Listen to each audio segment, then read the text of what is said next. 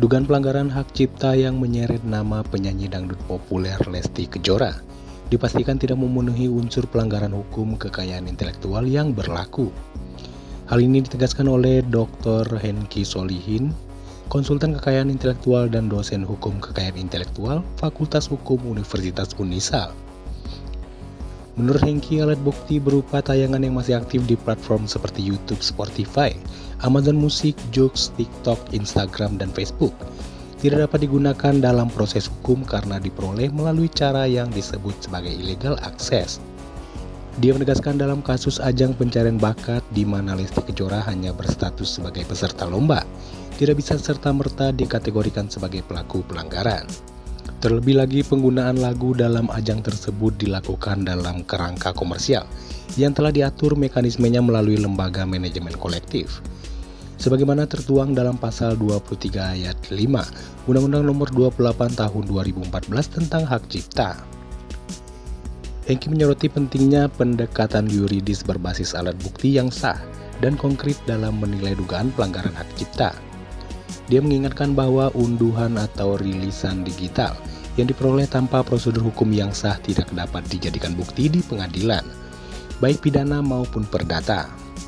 Hengki menambahkan bahwa jika terbukti pendapatan dari platform digital seperti YouTube dibagi antara pencipta dan penyanyi, maka Lesti Kejora tidak bisa dikenakan pasal 113 junto pasal 9 Undang-Undang Hak Cipta karena pendistribusian royalti secara sah membuktikan tidak adanya pelanggaran. Hengki menjelaskan bahwa dalam konteks digital, setiap rilis musik diwajibkan mencantumkan nama pencipta dan penyanyi demi kejelasan pembagian royalti. Tanpa itu, tuduhan tidak bisa serta-merta diarahkan kepada pelaku pertunjukan seperti Lesti Kejora.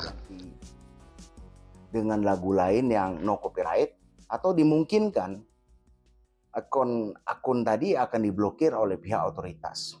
Sistem ini merupakan bagian dari upaya penegakan hak cipta secara digital yang berlaku secara lintas yurisdiksi. Nah, tayangan digital pada YouTube atau platform digital adalah bentuk mitra kerjasama antara pemilik akun dengan penyedia akun yang melibatkan yurisdiksi hukum negara lain. Pihak pencipta atau pemegang hak cipta yang merasa karyanya digunakan tanpa izin, sebaiknya sengketakan secara digital melalui fasilitas yang tersedia. Mekanisme tersebut diakui dan berlaku secara lintas negara sesuai dengan rezim pelindungan kekayaan intelektual yang diatur dalam peraturan perundang-undangan nasional serta instrumen hukum internasional dalam otoritas World Intellectual Property Organization atau WIPO dan Agreement Trip. Nah, termasuk bukti tayang penyelenggaraan ajang pencarian bakat. Ini pun tidak bisa menjadi bukti pelanggaran hak cipta dikarenakan Lesti Kejora adalah peserta lomba, bukan subjek tindak pidana pelanggaran hak cipta.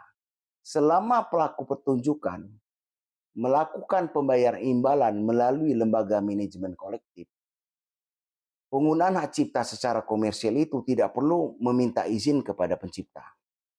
Ketentuan ini kan diatur di pasal 23 ayat 5 Undang-Undang Nomor 28 Tahun 2014 tentang hak cipta. Nah, perlu juga dipahami, pelaku pertunjukan dan Lesti Kejora juga mendapat perlindungan di dalam Undang-Undang Hak Cipta itu. Oleh karena itu, pelapor semestinya menyusun analisis yuridis terhadap alat bukti secara konkret guna menilai pemenuhan unsur-unsur pembuktian baik secara formil maupun secara material sesuai dengan ketentuan hukum yang berlaku. Hal ini penting untuk memastikan bahwa tuduhan pelanggaran hak cipta memiliki dasar hukum yang kuat dan tidak hanya bersifat asumtif. Nah, yang perlu diingat dan hati-hati bagi pelapor, jika terbukti bahwa pendapatan royalti dari YouTube dan berbagai platform digital ternyata dibagi dengan penyanyi dan pencipta atau pemegang hak cipta, maka penerapan pasal 113 junto pasal 9 Undang-Undang Nomor 28 Tahun 2014 tidak bisa diterapkan kepada Lesti Kejora. Hal ini sangat mungkin mengingat setiap rilis digital, baik melalui agregator maupun platform pendistribusian lainnya, wajib mencantumkan nama penyanyi dan pencipta dengan tujuan untuk memastikan kejelasan dalam pembagian pendapatan digital atau royalti. Bukti berupa tayang atau rilis musik yang diperoleh melalui pengunduhan atau download belum dapat dikualifikasikan sebagai alat bukti yang sah, melainkan hanya sebatas petunjuk dikarenakan dalam proses penyelidikan dan penyidikan, penyidik tetap akan mempertanyakan keabsahan alat bukti sebagaimana diatur pada pasal 184 Kitab Hukum Acara Pidana. Termasuk apabila sengketa beralih ke ranah perdata, maka pembuktian tetap harus berpedoman pada ketentuan pasal 164 HIR dan pasal 284 RBG yang mengatur secara limitatif tentang jenis-jenis alat bukti yang diakui secara hukum.